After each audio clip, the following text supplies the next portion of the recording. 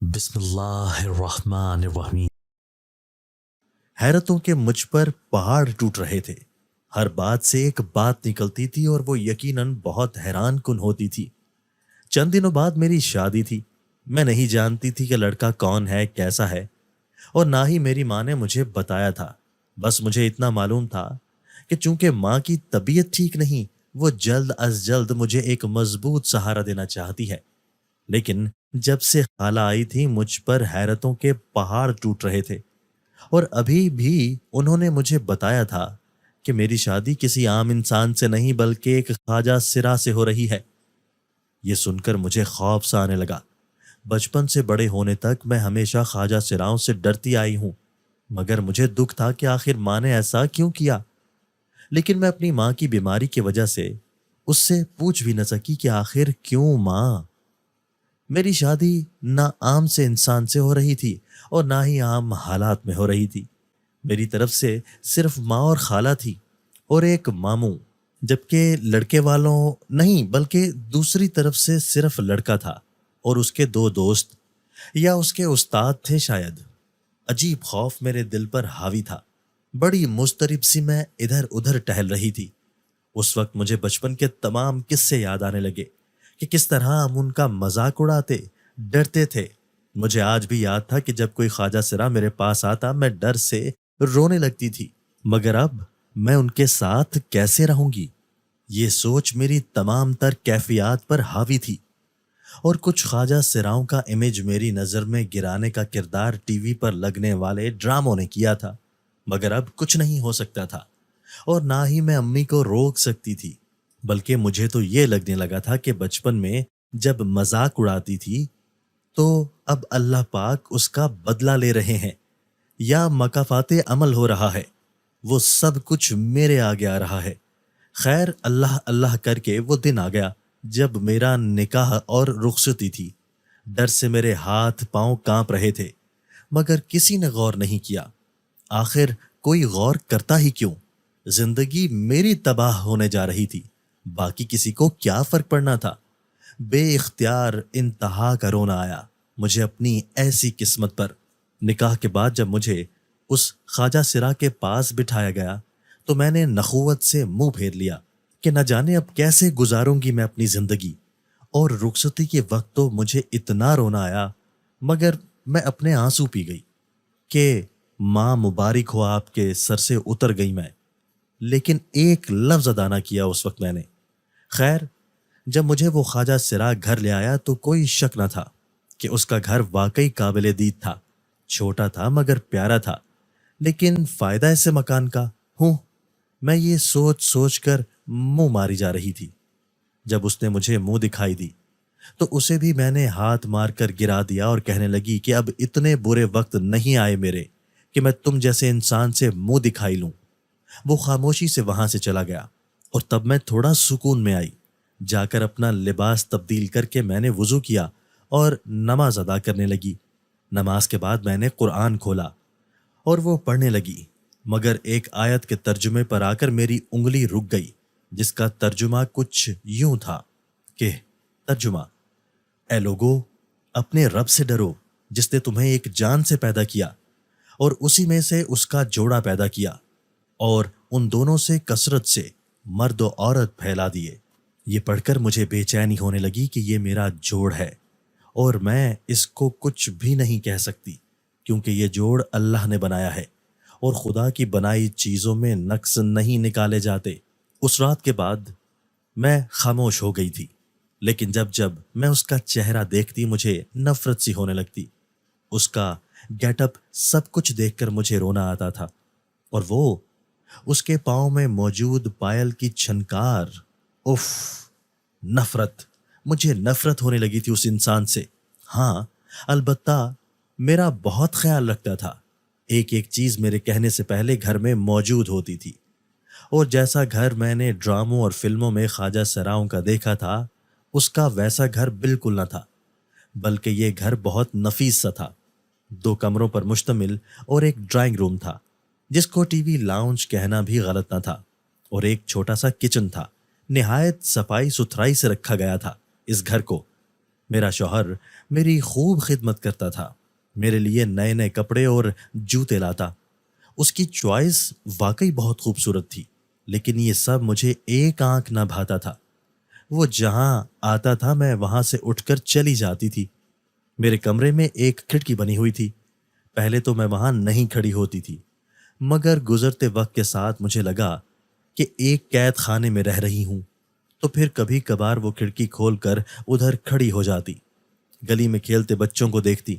ان بچوں کو دیکھ کر مجھے خیال آتا تھا کہ کاش میرے بھی بچے ہوتے، لیکن میں سب اگنور کرتی، اپنی سوچ کو خود پر حاوی نہیں ہونے دیتی، لیکن اپنی نظروں کا زاویہ بدل لیتی۔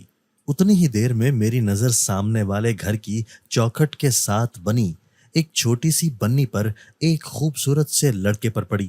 وہ بلا کا خوبصورت تھا، میں تو جیسے اسے دیکھ کر اس میں کھو سی گئی تھی، مگر جیسے ہی اس نے نظر اٹھا کر اوپر میری جانب دیکھا، اسی وقت میں ڈر کر پیچھے ہو گئی کہ اگر اسے پتہ چل گیا کہ میں اسے دیکھ رہی تھی تو وہ کیا سوچے گا۔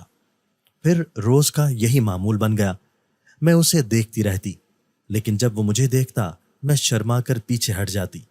وقت گزرنے کے ساتھ ساتھ مجھے لگنے لگا کہ شاید وہ بھی مجھ میں انٹرسٹڈ ہے، اور میری اس سے دوستی ہو گئی۔ رات جب میرا شوہر گھر آتا میں اسے اگنور کرتی، حتیٰ کہ میں اپنے شوہر کو اس گلی کے لڑکے سے کمپیئر کرنے لگی۔ وہ لڑکا خوبصورتی کی مثال تھا، کوئی دیکھتا اسے تو دیکھتا رہ جائے، ایسی پرسنالٹی تھی اس کی۔ لیکن ایک میرا شوہر تھا جو سر پر دوپٹہ لے کر، منہ پر ڈھیروں بیس لگا کر، لال لپسٹک لگا کر لوگوں سے مانگنے جاتا تھا۔ میرا دل اچاٹ ہو گیا۔ میں نماز پڑھنے کی غرض سے اندر چلی گئی۔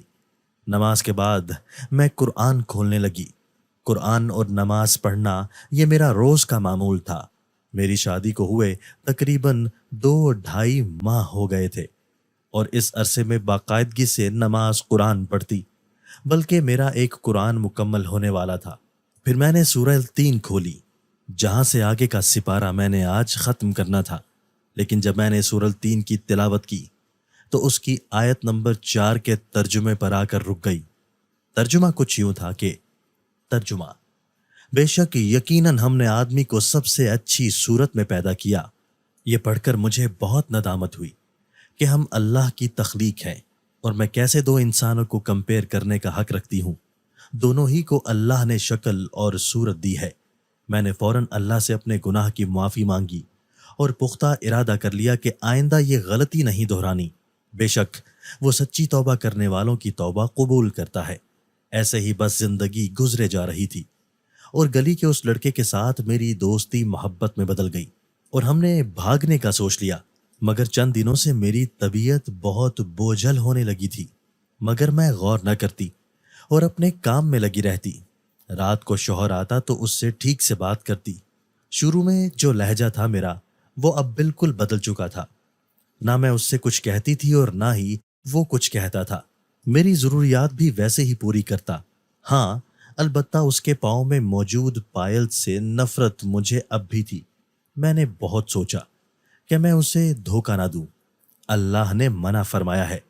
قرآن کی متعدد آیات ایسی تھیں، مگر میں اپنے نفس کے ہاتھوں مجبور رہی اور سوچتی کہ میرا بھی حق ہے کھل کر زندگی جینے کا، اور ایسے انسان کے ساتھ میں بھلا کب تک زندگی گزاروں گی۔ ایسا نہیں تھا کہ میں اس کے حقوق پورے نہیں کرتی تھی، جیسے وہ میرے حقوق پورے کرتا تھا ویسے مجھ پر بھی یہ ذمہ داری عائد تھی کہ اس کے حقوق پورے کرتی۔ ایک روز طبیعت زیادہ بوجھل ہونے کے باعث میں ڈاکٹر پر چلی گئی، لیکن وہاں جا کر مجھے پتہ چلا کہ میں حاملہ ہوں۔ یہ بات میرے لیے ناقابل قبول تھی کہ میں ایک خواجہ سرا کے بچے کی ماں بنوں، اور تو اور ایک خواجہ سرا بھلا باپ کیسے بن سکتا ہے؟ یہ تمام سوالات میرے ذہن میں آنے لگے۔ اس خبر کے بعد میں بہت زیادہ پریشان ہو گئی اور سوچا کہ جلد یا بدیر مگر اپنی ماں کے پاس جا کر ان سے پوچھوں گی کہ کیا واقعی ایسا ممکن تھا۔ اپنے ماں بننے کی خبر میں نے اس خواجہ سرا تک کو نہ دی، اور اسی رات محلے کے اس لڑکے کے ساتھ گھر سے بھاگ گئی۔ میں نے نہیں سوچا کہ پیچھے وہ خواجہ سرا میرے بارے میں کیا سوچے گا، کیا نہیں۔ ہاں، البتہ اتنا مجھے یقین تھا کہ وہ ڈھونڈے گا مجھے ضرور۔ لیکن دل میں خوف تھا کہ اللہ کے احکامات کو نہ مانتے ہوئے یہ حرکت کر رہی ہوں، مگر نفس جیت چکا تھا، اب کچھ نہیں ہو سکتا تھا۔ خیر، پھر وہ لڑکا اور میں ایک مسجد گئے اور وہاں ہم نے نکاح کیا۔ میں بہت ڈری ہوئی تھی، کچھ سمجھ نہیں آ رہا تھا کہ مجھے یہ کرنا چاہیے کہ نہیں۔ اتنے میں مولوی نے نکاح پڑھوایا اور میرے دستخط لیے۔ پھر وہ لڑکا مجھے لے کر ایک گھر چلا گیا۔ میں نے وہ گھر پہلے نہیں دیکھا تھا۔ ابھی میں دلہن بنے کمرے میں بیٹھی اس کا انتظار کر رہی تھی کہ جب مجھے پائل کی آواز آئی۔ سر اٹھا کر دیکھا تو میرے ہوش اڑ گئے کہ اس لڑکے کی جگہ سامنے وہ خواجہ سرا کھڑا تھا۔ میں بہت ڈر گئی کہ ابھی تو میں بھاگی تھی اور اتنی جلدی یہ مجھ تک پہنچ بھی گیا ہے۔ میرے ہاتھ پیر کانپنے لگے کہ اب یہ میرے ساتھ کیا کرے گا۔ ڈر کے مارے میں اس لڑکے کو آواز دینے لگی، مگر وہ نہیں آیا۔ میری آنکھوں سے بے بسی کے باعث آنسو بہنے لگے، مگر وہ خواجہ سرا، وہ مجھے دیکھ کر ہنسنا شروع ہو گیا۔ مجھے یوں محسوس ہوا جیسے اس لڑکے اور اس خواجہ سرا کی کوئی ملی جلی سازش تھی یہ، مگر اب میں کچھ نہیں کر سکتی تھی۔ میرے رونے میں شدت آتی جا رہی تھی کہ عین اس وقت پر خواجہ سرا یعنی میرے شوہر کا فون بجا۔ اس نے فون آن کر کے اسپیکر پر ڈال دیا۔ میں حیران ہوئی کہ اس نے آخر ایسے کیوں کیا۔ تبھی دوسری جانب سے میری خالہ کی آواز آئی، جن کی آواز کچھ روندھی روندھی سی تھی۔ یوں معلوم ہوتا تھا کہ وہ رو رہی ہیں، اور ایسا ہی تھا، وہ واقعی رو رہی تھی۔ جب انہوں نے بتایا کہ میری ماں کی طبیعت ٹھیک نہیں تو وہ ارجنٹ مجھے ہسپتال میں بلا رہی ہے، تو میری اصل میں ہوائیاں اڑ گئیں کہ اللہ خیر، ایک دم سے امی کو کیا ہو گیا۔ اسی وقت خواجہ سرا مجھے لے کر فوراً ہسپتال کی طرف روانہ ہوا۔ اس وقت نہ مجھے خواجہ سرا کی ہوش تھی، نہ اس لڑکے کی، بس فکر تھی تو صرف اپنی ماں کی۔ میں دل ہی دل میں ڈھیروں دعائیں کر رہی تھی اپنی ماں کے لیے۔ جب میں ہسپتال پہنچی تو امی نے بغیر کسی لگی لپٹی کے میرے سامنے چند حقائق پیش کیے۔ وہ کہنے لگی کہ بیٹا، میں شرمندہ ہوں، مگر ایک ماں ہونے کے ناطے میرا فرض تھا کہ بیٹی کے لیے ایسا فیصلہ کرتی کہ لوگ اس پر تھوک نہ سکیں۔ میں بس خاموشی سے ان کا چہرہ دیکھ رہی تھی کہ میرے سے اتنا سب کچھ ہو گیا، مگر کچھ حقائق اب بھی کھلنا باقی ہیں۔ امی نے مجھے اپنے پاس بٹھایا اور کہنے لگی کہ جب تم چھوٹی تھی تو تمہارا ایک ایکسیڈنٹ ہوا تھا، جس کے بعد مجھے ڈاکٹر نے بتایا کہ اب آپ کی بیٹی کبھی ماں نہیں بن سکتی۔ ہاں، البتہ اگر کوئی معجزہ ہو جائے تو کچھ کہا نہیں جا سکتا۔ اس کے بعد سے میں بہت ڈر گئی تھی کہ جب تمہاری شادی ہوگی تو تمہارے سسرال والے تو بہت رولا ڈالیں گے، بلکہ ہمیں دنیا بھر میں ذلیل کر دیں گے، اور یہ بات مجھے قابل قبول نہیں تھی۔ اسی لیے میں نے تمہاری شادی ایک خواجہ سرا سے کر دی، تاکہ نہ وہ باپ بن سکتا ہے اور نہ تم ماں بن سکو گی۔ اس طرح تمہارے بھی پردے ڈھکے جائیں گے۔ میری بیٹی، مجھے معاف کر دو۔ بے شک میں ایک اچھی ماں نہ بن سکی، باقی سب ایک طرف تھا، مگر اماں کی وہ بات کہ خواجہ سرا باپ نہیں بن سکتے، لیکن پھر بھی میں حاملہ ہو گئی۔ امی کی اس بات کے جواب میں نے جواب دیا کہ آپ کو غلط فہمی ہوئی ہے ماں، میں بہت خوش ہوں اپنے گھر میں، اور تو اور اب میں حاملہ بھی ہوں، جسے سن کر میری امی بہت زیادہ حیران ہوئی، اور دوسری طرف میرا شوہر یعنی وہ خواجہ سرا، وہ بھی حیران سا باہر کی جانب بڑھ گیا۔ ابھی میں مزید کچھ کہتی ہی کہ ڈاکٹر آ گئی اور کہنے لگی کہ مریض کو آرام کرنے دیں، اور یہاں بس ایک ہی عورت رک سکتی ہے، ایک سے زائد نہیں رک سکتی۔ میں نے بہت کوشش کی کہ خالہ کو گھر بھیج کر ادھر رک جاؤں، مگر وہ نہ مانی اور بالآخر مجھے گھر جانا پڑا۔ گھر پہنچتے ہی مجھے اس لڑکے کا خیال آیا جو نکاح ہوتے ہی مجھے ایسے چھوڑ گیا تھا، لیکن پھر امی کی بات یاد آئی کہ خواجہ سرا باپ نہیں بنتے۔ میں فوراً اس خواجہ سرا کے پاس گئی اور گریبان سے پکڑ کر پوچھنے لگی کہ بتاؤ کون ہو تم، اور وہ لڑکا وہ کہاں گیا ہے؟ میں جانتی ہوں یہ تم دونوں کی کوئی پلاننگ ہے، بتاؤ مجھے۔ جس کے جواب میں وہ خواجہ سرا بیڈ پر بیٹھ گیا۔ اسے دیکھنے سے معلوم پڑتا تھا کہ شاید صدیوں کا تھکا ہے، مگر میں صرف سچ جاننا چاہتی تھی۔ میری اپنی زندگی داؤ پر لگی تھی، میں کسی کی کیا ہمدرد بنتی بھلا۔ تب میرے شوہر نے اپنی وگ اتاری اور مجھے دیکھنے لگا۔ اسے دیکھ کر مجھے یاد پڑتا تھا کہ واقعی میں نے اسے کبھی وگ کے بغیر نہیں دیکھا، لیکن خیر، اس نے مجھے حقیقت بتانا شروع کی۔ اس روز میرے شوہر نے مجھے بتایا کہ میں ایک شریف گھرانے سے تعلق رکھتا تھا، مگر پیسے کی قلت کی وجہ سے ہمارے گھر کا چولہا تک جلنا مشکل ہو گیا تھا۔ اس وقت میرے ابو کا ذریعہ آمدن بالکل ختم ہو گیا تھا۔ پھر میں نے بہت سوچا کہ میں کیسے مدد کروں اپنے ماں باپ کی، مگر میں چھوٹا تھا، کما کر نہیں لا سکتا تھا۔ اس لیے میں نے سوچا کہ بھیک مانگ لیتا ہوں، لیکن پھر مجھے ڈر تھا کہ اگر بھیک مانگی تو میرے رشتہ دار مجھے پہچان لیں گے اور وہ میرے ابو امی سب کا مذاق اڑائیں گے، اور یہی نہیں چاہتا تھا میں۔ اس لیے میں نے اپنا گیٹ اپ چینج کیا اور خواجہ سرا بن کر لوگوں سے پیسے مانگنے لگا، کیونکہ اب کوئی اس حلیے میں مجھے پہچان بھی نہ سکتا تھا۔ مگر میری ماں کو یہ حرکت بالکل پسند نہ آئی اور اس نے مجھے گھر سے نکال دیا۔ تب اس وقت میرے پاس نہ ہی رہنے کا ٹھکانہ تھا اور نہ پیسے کے کچھ کھا سکتا۔ 2-4 دن تو ایسے ہی لوگوں کے ساتھ بیٹھ کر کھا لیتا، انہی کے ساتھ سو جاتا، مگر ایسے زندگی نہیں گزر سکتی تھی۔ اس لیے میں دوبارہ خواجہ سرا بنا اور کمانا شروع کر دیا۔ ان پیسوں سے میں صبح کے ٹائم پر پڑھائی کرتا تھا اور شام کے ٹائم پر پھر مانگنے چلا جاتا۔ اس طرح میری پڑھائی بھی ساتھ ساتھ چلنے لگی اور میں کھا بھی لیتا 2 وقت کا کھانا۔ وقت گزرتا جا رہا تھا اور میری پڑھائی مکمل ہو چکی تھی۔ اب میں صبح کے ٹائم مانگتا اور رات میں جاب کرتا کہ ایک روز میں نے تمہیں کالج جاتے ہوئے دیکھا اور تبھی فیصلہ کر لیا کہ تم ہی سے شادی کروں گا، چاہے لڑکا بن کر کرنی پڑے یا خواجہ سرا۔ اور اس طرح ایک دم مکمل تمہارا پیچھا کر کے میں نے تمہارے گھر کا ایڈریس معلوم کیا اور کچھ عرصہ انتظار کرنے کے بعد خود ایک خواجہ سرا بن کر تمہاری ماں کے پاس تمہارا رشتہ لینے آ گیا۔ پہلے تو وہ پریشان ہوئی، مگر تبھی انہوں نے ہماری شادی کی حامی بھر دی۔ وہ نہیں جانتی تھی کہ میں لڑکا ہوں، کوئی خواجہ سرا نہیں، وہ محض وقت کا تقاضا تھا اور اس کے بعد مجبوری۔ مجھے تعجب ہوا کہ کوئی ماں کیسے بیٹی کے لیے کسی خواجہ سرا کو پسند کر سکتی ہے، لیکن میں نے زیادہ توجہ نہ دی کیونکہ مجھے غرض صرف تم سے تھی۔ شادی کے بعد جب تم گھر آئیں میں نے بہت سوچا کہ اپنی اصلیت میں تمہارے سامنے آؤں، مگر میں دیکھنا چاہتا تھا کہ ایک خواجہ سرا کے لیے تم کیسی رائے رکھتی تھی۔ لیکن میں نے نوٹ کیا کہ تم مجھے عجیب حقارت کی نظروں سے دیکھتی، تو تب میں نے فیصلہ کر لیا کہ نہیں، اب میں اس کے سامنے خواجہ سرا بن کر ہی آؤں گا۔ اور تم چڑھتی تھی کتنی پائل سے، لیکن میں تمہیں تنگ کرنے سے باز نہ آتا۔ اس طرح یہی معمول چلنے لگا۔ میں روز صبح تمہارے سامنے خواجہ سرا بن کر نکلتا اور باہر جا کر اپنے دوست کے ساتھ اس کے گھر جا کر کپڑے تبدیل کر کے اپنی جاب پر چلا جاتا۔ یہی روز کا معمول تھا میرا۔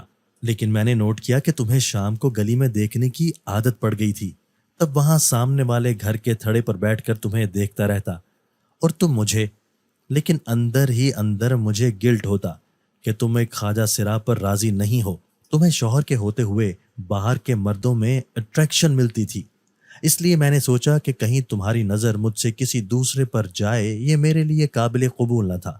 اس لیے تمہیں اس گھر سے بھاگنے پر اکسانے لگا اور ایک دن تم بھاگنے کے لیے مان گئی اور پھر میں تمہیں بھگا کر ایک مسجد میں لے گیا تاکہ تم سے نکاح کر سکوں۔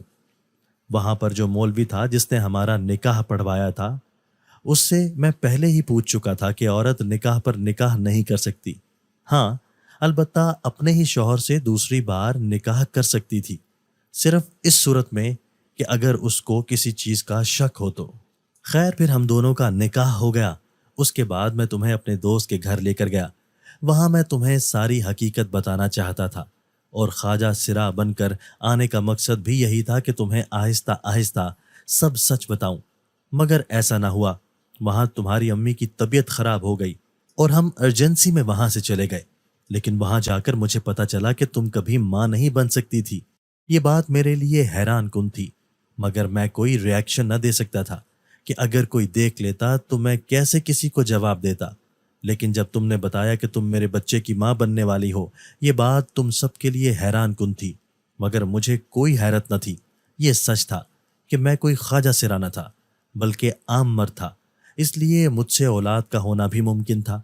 لیکن اس سارے واقعے میں تمہیں محلے کا وہ لڑکا نہ مل سکا اور نہ ہی کبھی مل سکے گا، کیونکہ وہ لڑکا یہاں تمہارے سامنے بیٹھا ہے۔ حتیٰ کہ جب ہمارا نکاح ہوا تو تب بھی میرا ہی نام پکارا گیا، مگر تم اتنا الجھی ہوئی تھی کہ تم نے غور سے سنا ہی نہیں۔